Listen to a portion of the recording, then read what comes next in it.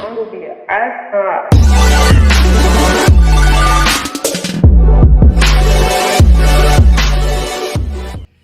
what's up guys? It's Speedy Vargas again, and today we got a 2003 Subaru WRX Impreza, and we are going to do a motor swap on it. And the reason why is because this is the motor that was in the car, and it has some serious damage to it.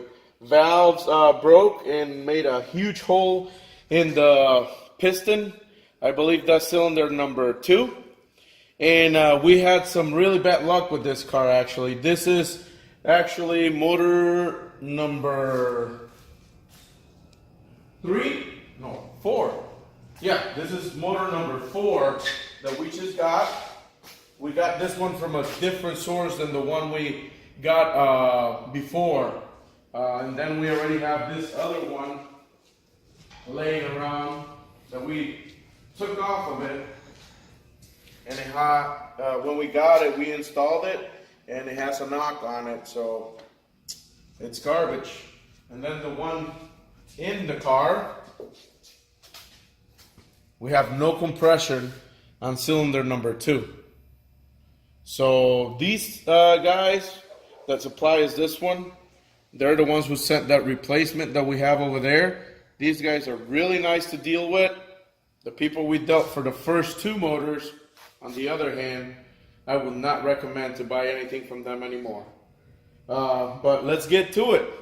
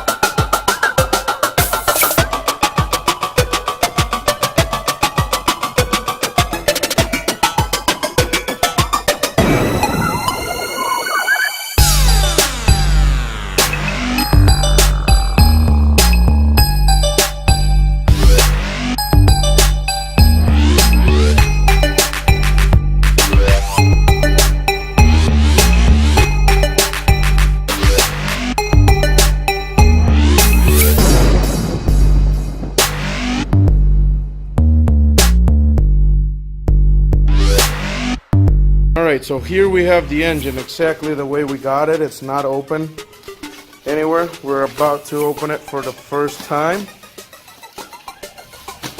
And the only paperwork we got is this, which it just tells you to transfer the crank pulley and the cam, intake cam pulleys as well, because they're going to be different. That's why we took this one apart and took the cam pulleys off and everything, and because we're going to transfer our Gates racing belt. But this is how it comes, and we're going to try to perform a compression check before we put it in the car, since we had so much bad luck with this car. So before we put it in, we're going to do a compression check and make sure we have good compression, and hope for the best and put it in, and hopefully it'll work. So now we just got to take the components off. None of these work on the US model, so we got to take the power steering pump, alternator, AC, and we also have to switch this one right here. And I believe this one. There's another one. And also we gotta switch out the cam sensor and the crank sensor, which is all the way down there. And we should be good to go. I mean, it looks good, but that's kind of like how all the other ones we got looked, and they either had a rod knock or no compression. So hopefully this one's the one and we get this done.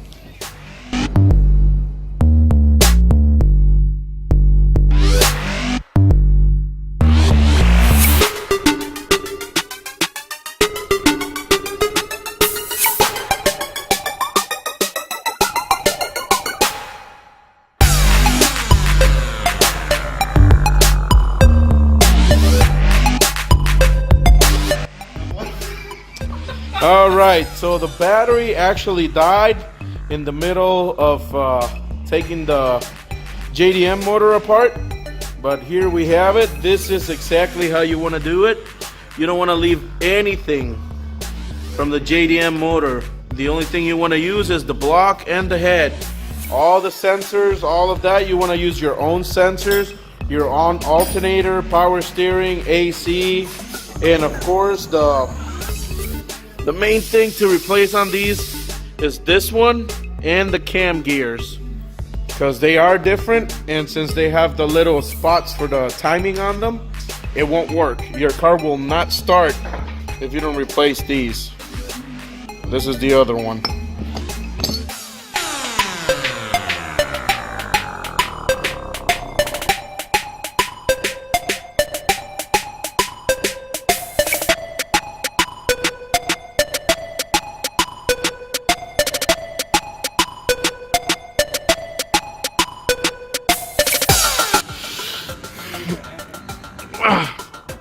Alright, so this is the JDM one. It has the 7 points, and then this is the US one. So you really want to make sure you change these and the sensors, otherwise it won't start.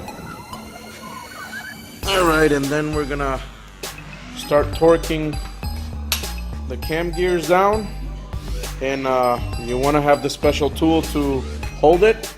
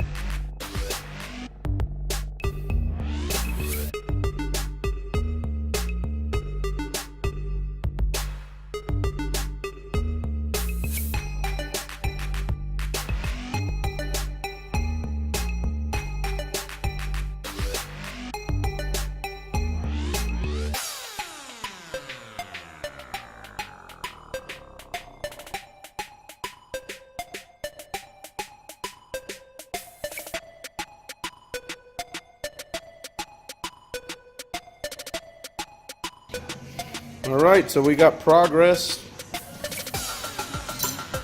Got all the covers on, and we got this super nice Killer Bee Motorsport big oil pan.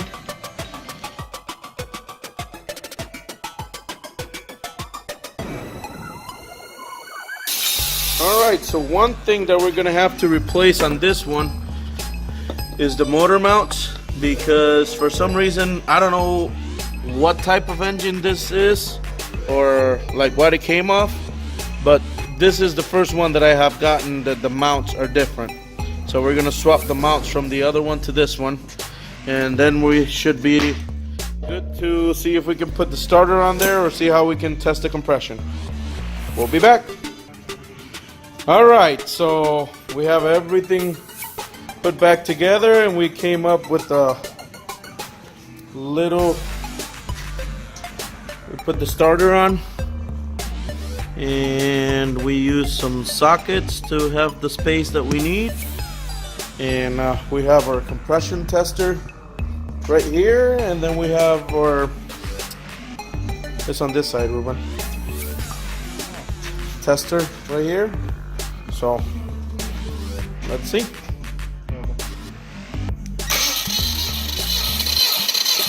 All right, that's nice right there. That's what we want to see on all of them. Let's go to the next one. All right, so we're on the next one. Oh yes, baby, that's what we want to see. Perfect. Let's go to the next one.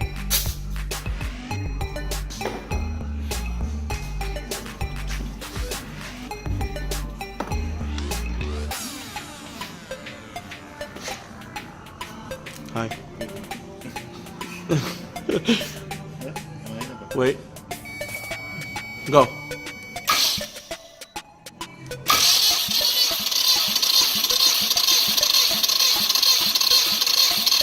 Good? Yes, baby. Yes, baby.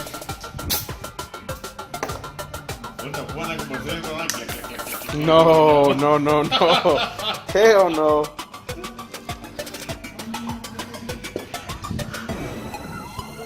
Go ahead.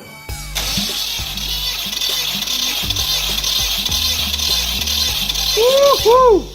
Nice. So that's really good compression. We got 85 and above on each cylinder.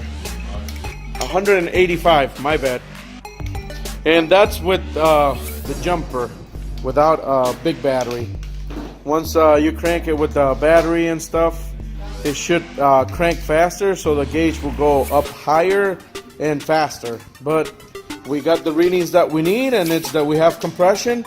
So hopefully we put this bad boy in and it's all good and ready to go.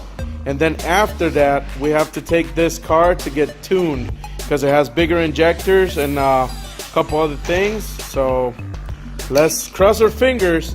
And the fifth motor, this is the fifth motor, right? The fifth motor is the good one to go. Hey, one thing that I forgot to mention is we didn't just check the compression. Since the motor is already full of oil, that also helps to prime the motor. We're probably going to prime it a little bit more once we have it installed in the car so we can get some oil into the turbo. But anytime you're doing a swap, and more when it's an engine like this that you don't know how long it's been sitting for and they drain the oil, you want to prime it before you actually crank it and start it for the first time, so you can get some good oil into the heads, the bearings and all that. So we're good to go.